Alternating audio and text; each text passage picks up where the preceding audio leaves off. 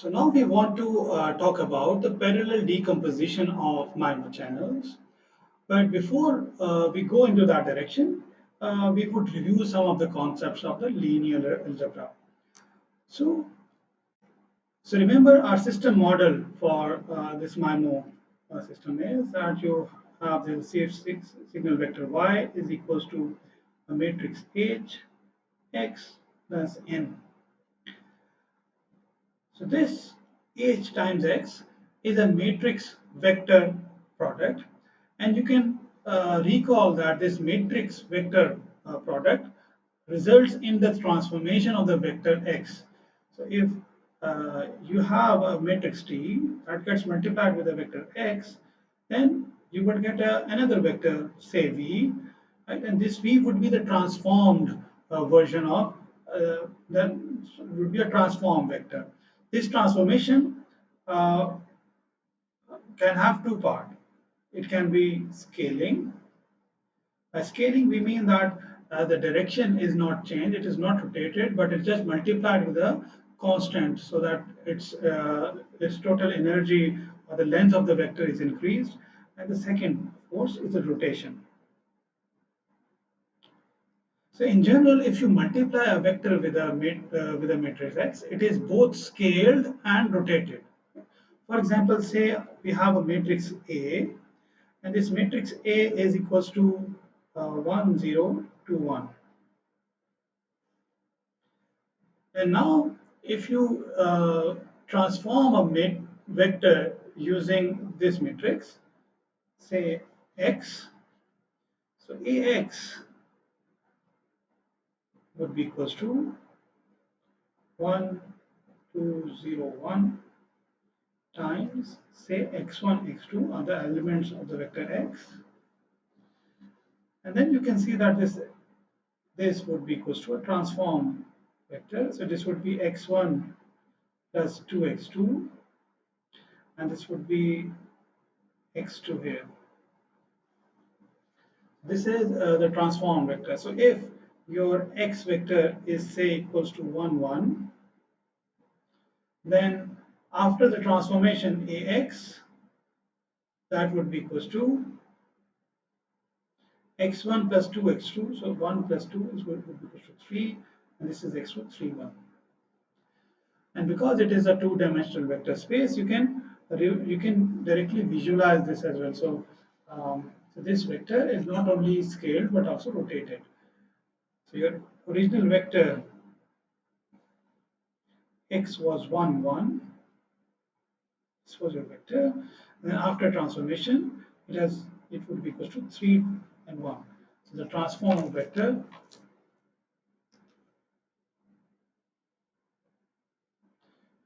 so this is a times x. So this is the transform vector. So this was x. So you can see that this vector x after being multiplied with the matrix A has been rotated as well as scaled. Right? Both scaling and rotation has occurred. However, there are some vectors associated with the matrix that if they are transformed with the matrix, they are not rotated, they are only scaled. That means, for example, if we have a matrix A and this suppose this V is a special vector V, such that if this V vector is transformed with this matrix A, it gives you something like this, that you get the same vector only scaled by some value which is a scalar quantity. So this vector which if transformed only gets scaled and not rotated is called the eigenvector of the matrix V. This V would be eigenvector associated with the matrix A.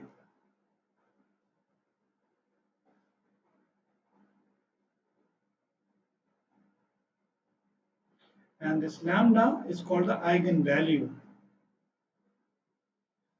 And this eigenvalue would be associated to this eigenvector only.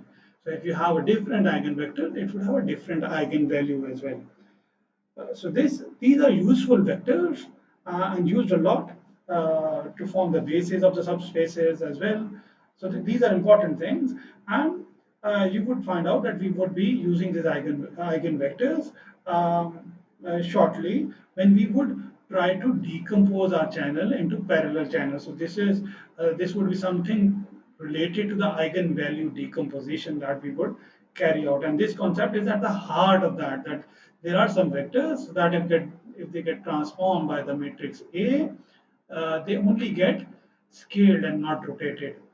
So these vectors are called eigenvectors, and the associated values are called eigenvalues. The scaling vector, the associated scaling vectors are called eigenvalues. So remember, any vector x would be an eigenvector to an identity matrix, for example. So if you have an identity matrix, if it is transforming any vector x, so it would still be equals to x. Of course, the rules of the multiplication, they must comply with the dimensions, otherwise it won't make sense, right? So there are other special matrices that we want to talk about before we jump on to the eigenvalue decomposition, and those matrices are called unitary matrices. Let's talk about unitary matrices.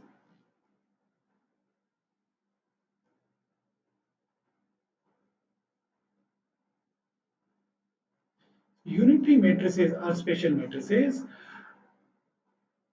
Say if U is a unitary matrix, it would have two properties. The properties of the unitary matrix is that if you multiply U with U Hermitian, that means it's conjugate transpose, you would get an identity matrix. That is one of the most important property of the unitary matrix. That means U inverse is nothing but U Hermitian. It's very easy to compute their inverse, one. Secondly, these matrices have columns, would have column vectors, and these column vectors are orthonormal to each other. What does it mean? So the column vectors, columns of U, are orthonormal to each other.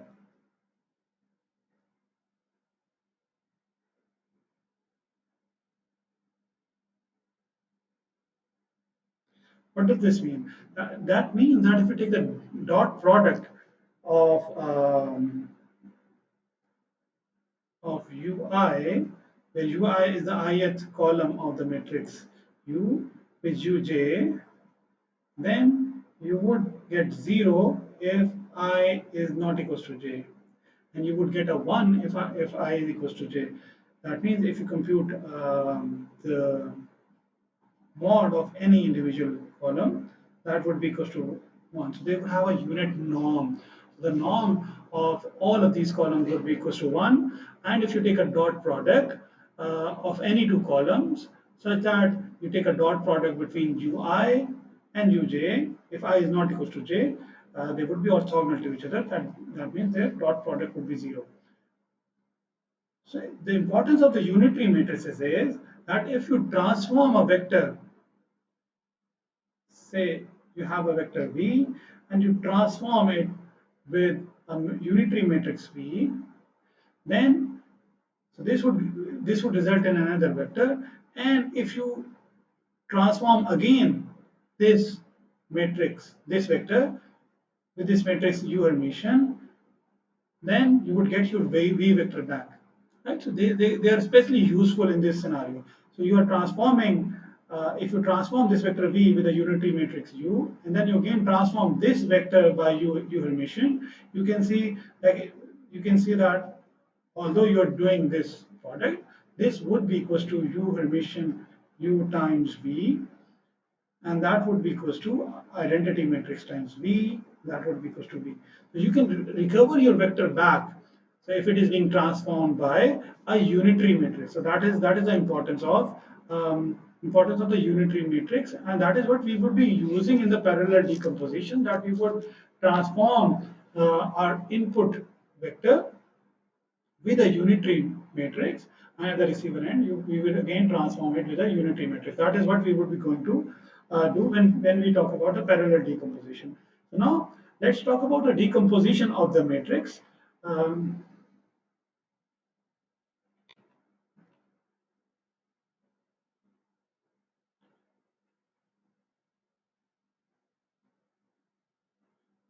so let's start with the square matrices first because that is relatively easier to decompose.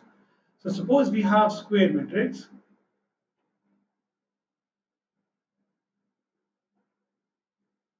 Square matrix, and a square matrix A can be decomposed into U delta U Hermitian, where U would be a unitary matrix, and this delta would be a diagonal matrix. So this U would be a unitary matrix, and this delta would be a diagonal matrix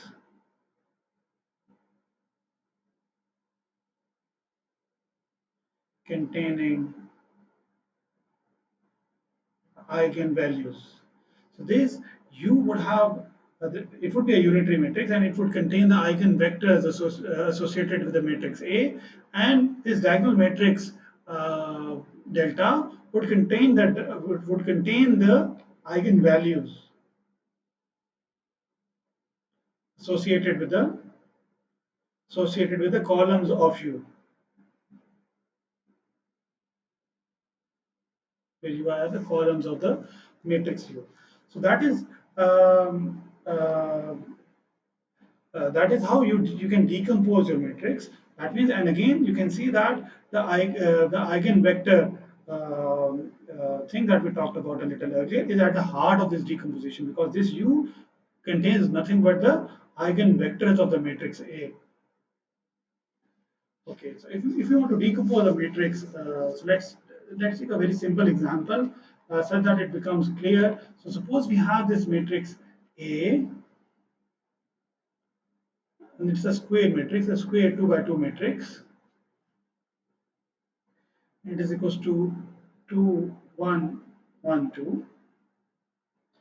And we want to decompose this square matrix such that you want this A is equals to U delta U Hermitian. Remember, all of these are matrices, right? So you either put it in board form or do something, you put a line over them, right? And now the first thing is, how would you compute the eigenvectors associated with this A? So now, if you want to find out an eigenvector, say x, so x would be an eigenvector if after transformation you get lambda times x, right? So uh, that is the core concept of the eigenvectors, that these vectors are such that they if they are transformed, they would not um, they would not be um, uh, they would not be they would not be rotated. They would only get scaled by the the value lambda, right? So now you can see that this Ax is equals to lambda x. You can see that this x can also be written as Ix. We talked about this, that any vector is if it gets transformed with the identity matrix I, it would still uh, give you the same vector. So you can write this lambda x as lambda times I times x, or that would give you the same matrix. And the reason we are going to do this would become very clear. So if we bring this to the side, so A times x minus lambda times I times x would be equal to a zero vector. So now the reason we have done this is that this A is a matrix, and I is also a matrix. So you can now take this X as a outside of this. So what you can do is this A vector minus lambda times I times this x vector is this 0 vector. So now where this is a matrix, right?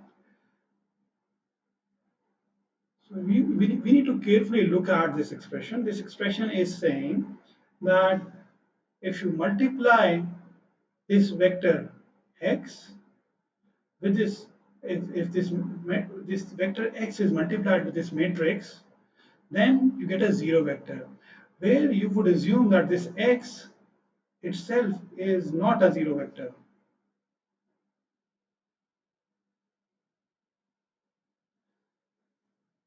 So that is the key, because otherwise you would find what is called the trivial solution. So this x is in the null space of this matrix, but it's a non-trivial solution. It is giving us a non-trivial solution. So that's what we are assuming, that the eigenvectors that we want to compute are non-zero vectors, because otherwise zero vectors would always be give you an eigenvector, but that would be a trivial solution. But we want to find out the eigenvectors of this matrix A, which are non-zero vectors.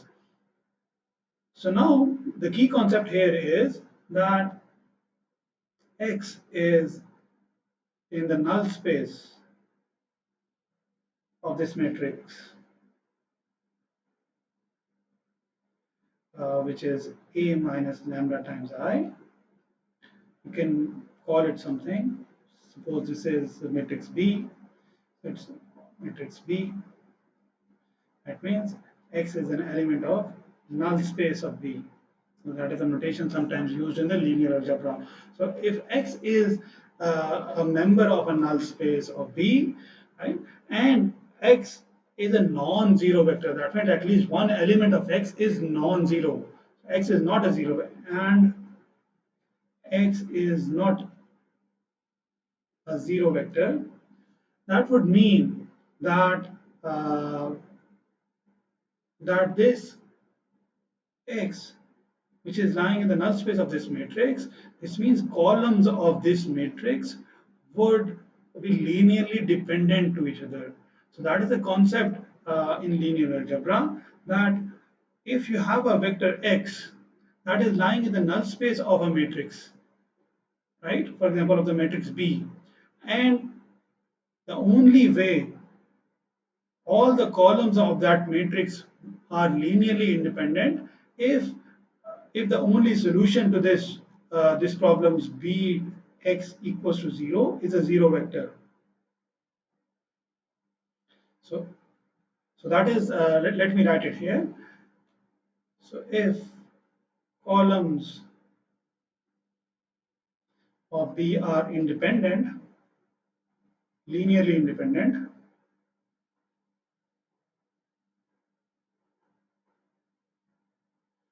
then the only solution to Bx equals to 0 is 0 vector, is x equals to 0. And if it is not the case, which is the case here, then this means that the columns of this matrix B would be linearly dependent. So now, since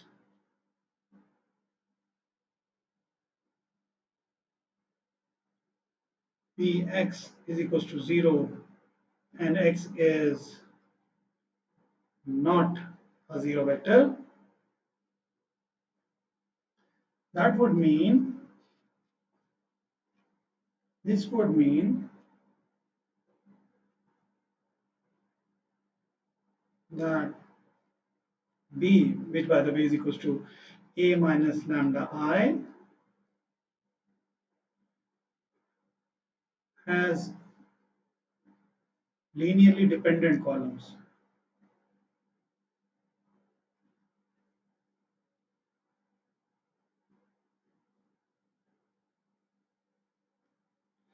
And the consequence of linearly dependent columns would be that this matrix would not have any inverse. This would mean, so this means, because it has linearly dependent columns, this would mean that it's non-invertible. or determinant of the matrix B would be equals to 0. Right? It would be a singular matrix, it would be a non-invertible matrix, and its determinant would be is equals to 0. So in other words, in order to find out the eigenvector of the matrix A, right? So what we are trying to find is the eigenvector of the matrix A, and in order to find the eigenvectors of the matrix A, what you need is that the determinant of this matrix A minus lambda I must be equals to 0, right? So hence determinant of A minus lambda I must be equals to 0. Right? So let's try to compute A minus lambda I for the example above, where A was given as 2112. So A minus lambda times I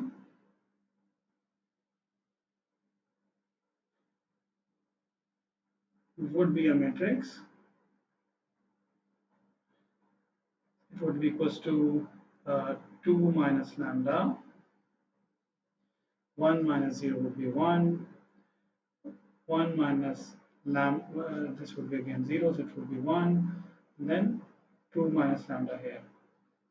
This is the matrix A minus lambda I, and we know that the determinant of this matrix would be equals to 0. In other words, the determinant of, let's call it B, we call it B. The determinant of the matrix B would be equals to 2 minus lambda times 2 minus lambda minus 1, and that needs to be equals to 0, right? And then that would mean that it is equals to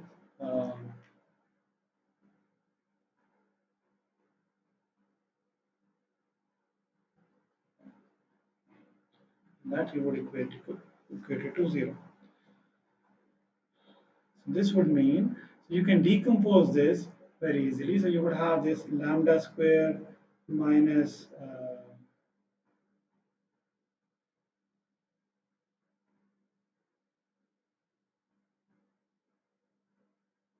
minus 4 lambda. This must be 4 lambda, because it would be 2 times lambda, it would be 4 lambda. So lambda squared minus 4 lambda, but 4 lambda you can write it as minus 3 lambda minus lambda, and plus 3, that would be equal to 0, and that would allow you to factorize this. So it would be lambda times lambda minus 3 minus 1 times lambda minus 3 is equal to 0. And hence you have these two eigenvalues associated with the matrix A. So you can see that lambda would be equals to 3 and lambda would be equals to 1. You have these two eigenvalues, and now you want to compute um, compute the eigenvectors associated with that. So remember, we said that this 2112 times x1 x2 is the eigenvector, would be equals to lambda times x1 x2. Right? So this gave us a system of equations. So that was 2x1 plus x2 was equals to lambda times x1. Similarly, another equation that it gave was x1 plus 2x2 is equals to lambda times x2. So now you have the values of the lambda. So for example, if lambda is equals to 3, then you would have the first equation as 2x1 plus x2 is equals to 3x1, and x1 plus 2x2 would be equals to 3x2. Now all you need to do is to find any eigenvector. So for that, for example, if you assume that if x1 is equals to 1, then the 2 that satisfies this equation would be equal to what? So if x1 is equal to 1, so this is 2, this is 3, then this would imply that x2 is also equal to 1. And that would hold true for both of these equations. So if x1 is equal to 1, so it would mean that 2x2 is equal to, so 2x2 minus 3x2 would be x2, so x2 would be equal to 1. So for both of these equations, you would get x2 is equal to 1. So in other words, the eigenvector associated with lambda is equal to 3 would be this vector 1, 1. This is the first eigenvector. First, why? Because typically we write the eigenvalues in the descending order. So we write the highest eigenvalue first, followed by the second highest, and so on. So if lambda is equal to 1, then your system of equation would change to 2x1 plus x2 is equal to x1, and x1 plus 2x2 is equal to x2. And now if x1 is equal to 1, then this would imply that x2 would be equal to minus 1. And hence the eigenvector associated with the eigenvalue of 1 would be equal to this. This would be your second eigenvector.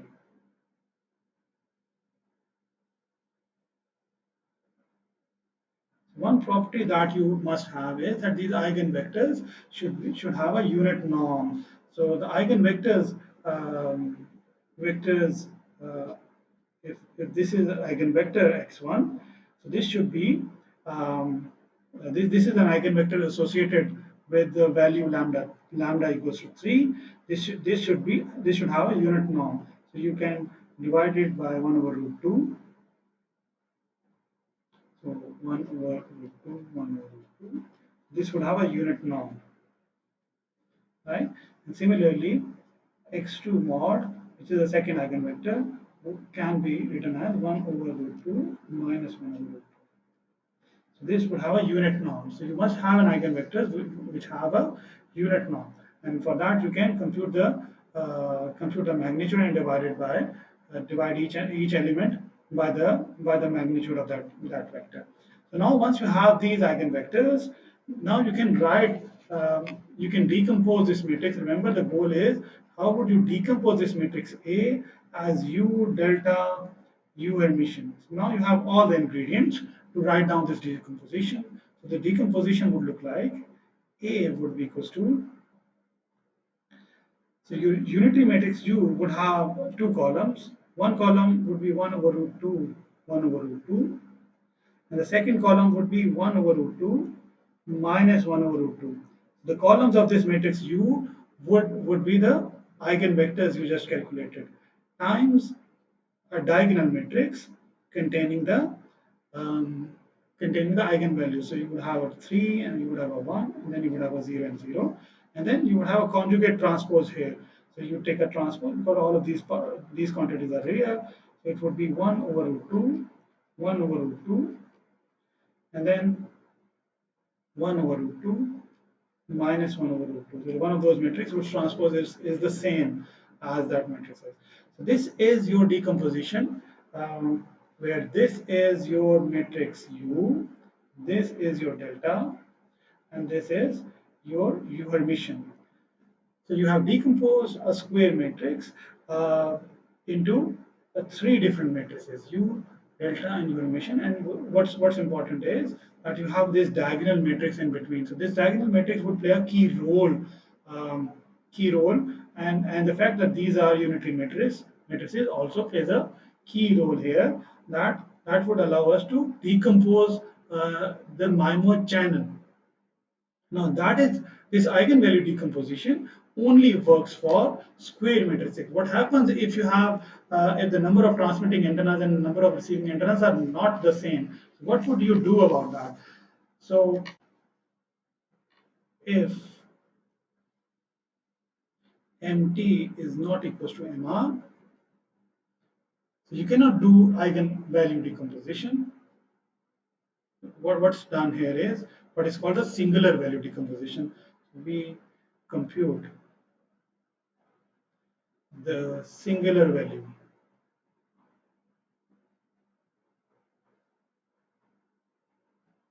decomposition of the channel matrix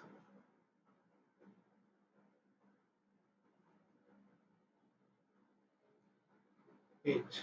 So remember, your H is matrix which has a dimension of MR cross MT. So when you would compute the singular value decomposition, it is something related to the eigenvalues. So if H is not a square matrix, H times H Hermitian would always be a square matrix. Similarly, H Hermitian times H would also be a square matrix. So this is square, this is square. And then what you can do is you can compute the eigenvalue decomposition of this square matrix H Hermitian, and you can also compute the eigenvalue decomposition of this square matrix H Hermitian times H. Okay, and then suppose if you compute the eigenvalue decomposition of H Hermitian, the corresponding corresponding matrix that you get with the which has the columns of the columns as the eigenvectors of this square matrix. Let's call it a U matrix. And similarly, so this U matrix contains columns of columns that are eigenvectors of what? Of this matrix H Hermitian.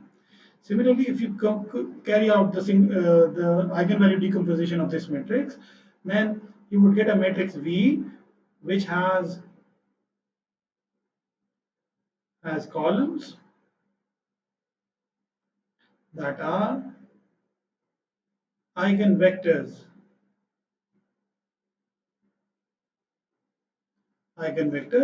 of this matrix H Hermitian times H.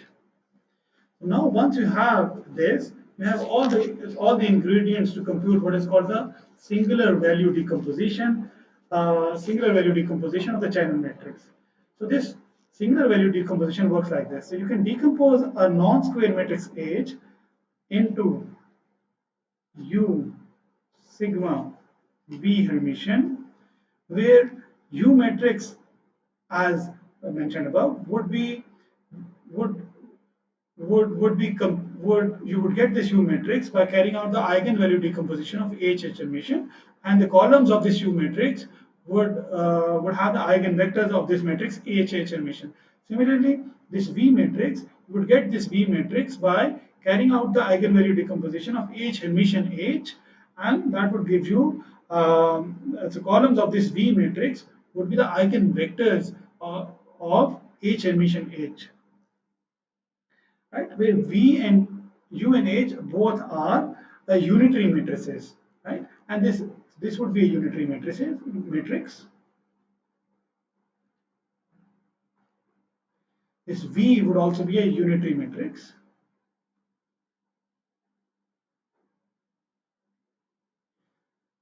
This H is, as you know, is a channel matrix. So H has a dimension of MR cross MT. U would be a square matrix of dimension MR cross MR. So remember this. So if H is MR cross MT, so if you multiply H with H Hermitian, so H Hermitian would have a dimensions of MT cross MR, and the dimension of H Hermitian would be MR cross MR. So U would also have the dimension of MR cross MR. Similarly, this V would be a square matrix, and similarly, because H Hermitian would have a dimension of MT cross MR, so this H would have a dimension of MR cross MT. So H Hermitians times H would be a square matrix, and that would have a dimension of MT cross MT. And similarly, this V matrix would also have a dimension of MT cross MT.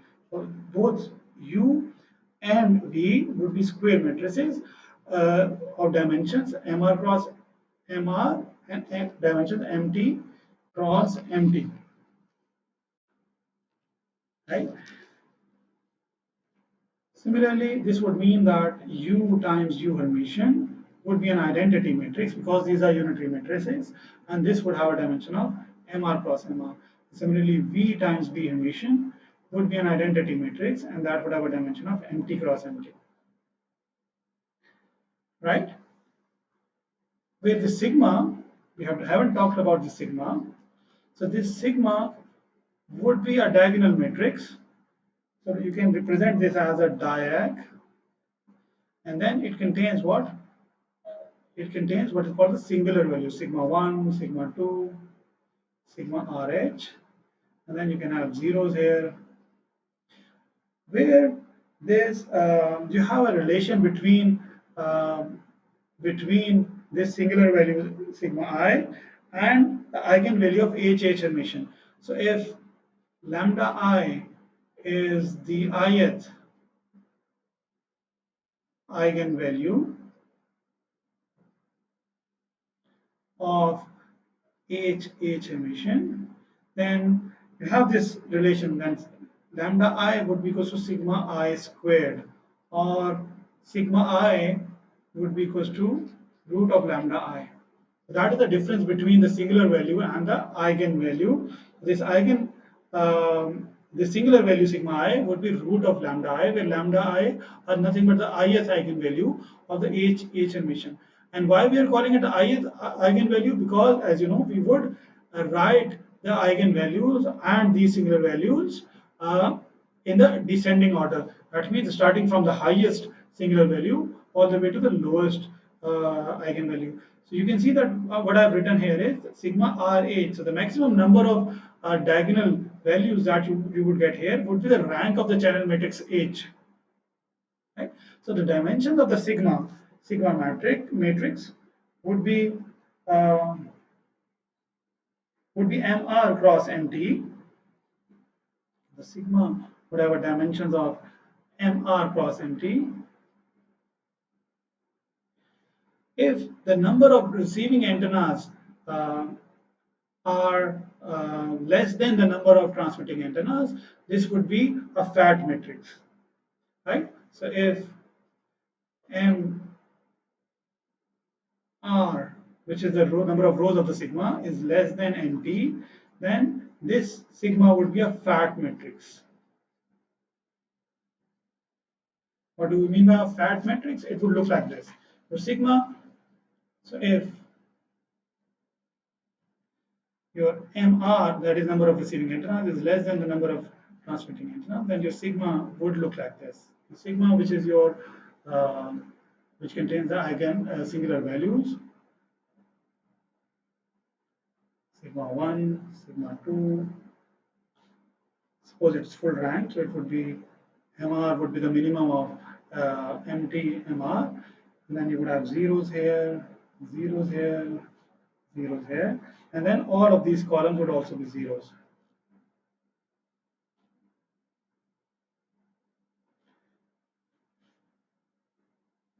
So if MT is greater than MR, then you would have a fat matrix. So this is, by the look of things, it looks like a fat matrix. So this is a fat matrix.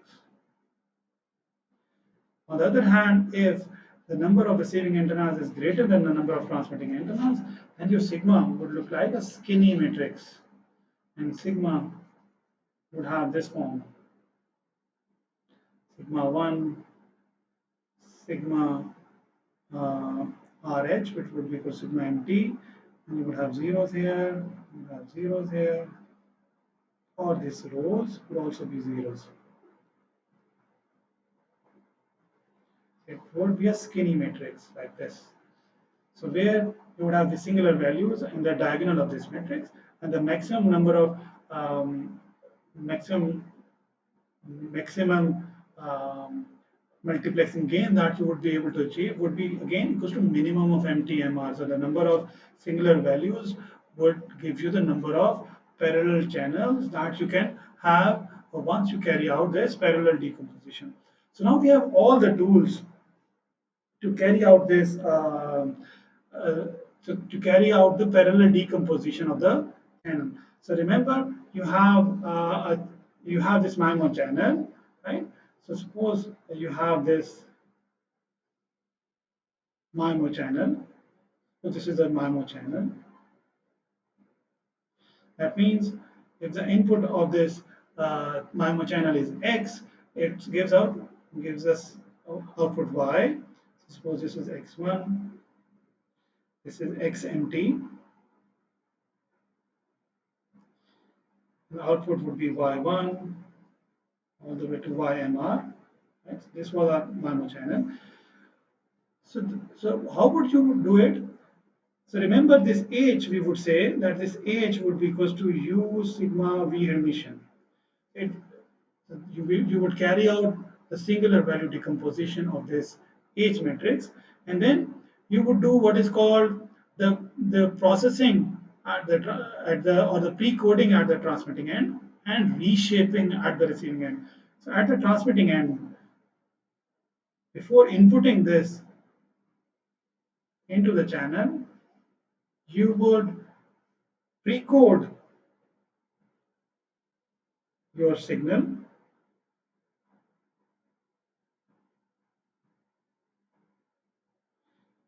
So suppose X tilde was the input to this which you want to transmit it, and you would pre-code this with the matrix V.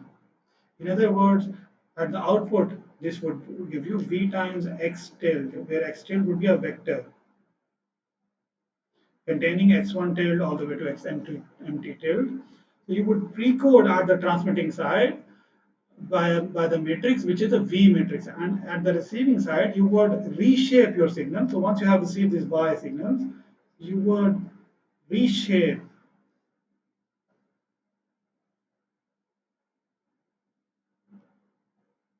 carry out receiver reshaping by the matrix U Hermitian. That means you would carry out this operation, and that would give you what? That would give you y1 tilde, y2 tilde, all the way to ymr tilde. So you would be wondering how this transmit pre-coding and the receiver shaping has helped into the parallel decomposition of the channel. So now let's look at this. So remember this you got this X tilde to be transmitted. You first pre-coded that with V. So this is your transformed vector X that you want to transmit in the channel. In the channel, that this X gets multiplied with H. So you get this gets multiplied with H, right? And then at the receiving end, you received this, and then you pre-coded with U Hermitian, and that is what your Y tilde is. Right? This is your Y tilde. Now this Y tilde you can see is equals to U Hermitian. This H, remember, can be written as U sigma V Hermitian, and then you have this V times X tilde. You can see that this is an identity matrix. This is an identity matrix. So what you get is Y tilde is nothing but, so I times sigma would be sigma, and sigma times I would be again sigma. It would be sigma times X tilde, where sigma is nothing but your diagonal matrix. So remember, U times U Hermitian is an identity matrix of dimension MR, and V times V Hermitian was a identity matrix of dimensions MT, but V Hermitian times V would again be identity matrix of dimensions MR, right? And hence this Y tilde would have a dimension of would be a column vector of dimension MR, right? And this sigma is nothing but a diagonal matrix. So what you have done is, in a sense, you have transformed your what you did at the start. What you have done is you have transformed this channel, which was MIMO channel with all sorts of interferences, and you have transformed this channel into this channel, that you have this x1 tilde that gets multiplied with sigma 1 tilde, sigma 1, and you get y1 tilde. Similarly, x2 tilde that gets multiplied with sigma 2, and you get y2 tilde. Similarly, x RH that gets multiplied with sigma RH, and you get y tilde RH. So you have, sorry about that. So you have, what you have done is you have transformed your channel, which was the complex looking channel, right? So you have moved from here to here, which is a much simpler condition. And equivalently, of course, you would have a noise here as well. So this gets multiplied by sigma 1 plus noise. So this y1 tilde would be x1 tilde times sigma 1 times noise 1, right? So this y1 tilde would be sigma 1 times x1 tilde plus n1. Well, this y2 would be sigma 2 times x2 tilde plus n2. This RH would be sigma RH times x RH tilde plus n. And the rest of the dimensions won't result in any parallel decomposition, because what you can, the maximum multiplexing gain that you can get is equal to the rank of the channel matrix, which is equal to the minimum of MT MR.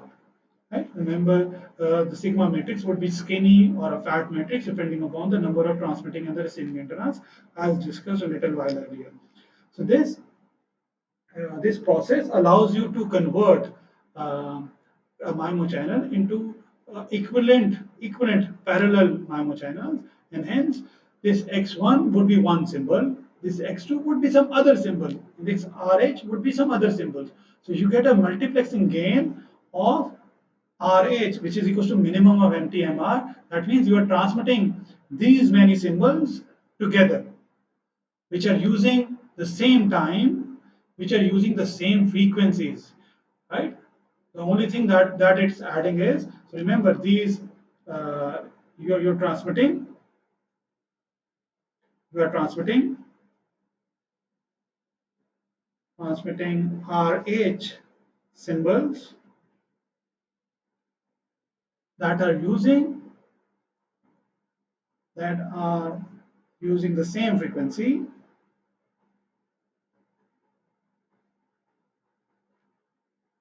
and you are transmitting at the same time.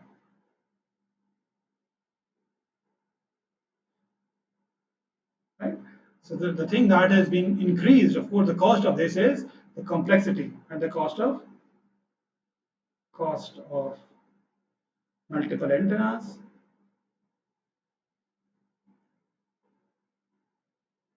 plus an increased complexity, because you would only be able to convert this MIMO channel into these parallel channels using some signal processing that is involved at the transmitting end, signal processing that is involved at the receiving end. You must have the channel side information at the transmitting end. You must have the channel side information at the receiving end. Only then you would be able to compute the pre-coding matrix and the receiver reshaping matrices at the receiver and the transmitter end respectively. So that is one of the key topics of the MIMO, in which you can get this multiplexing gain, and then you can transmit RH number of multiple symbols simultaneously.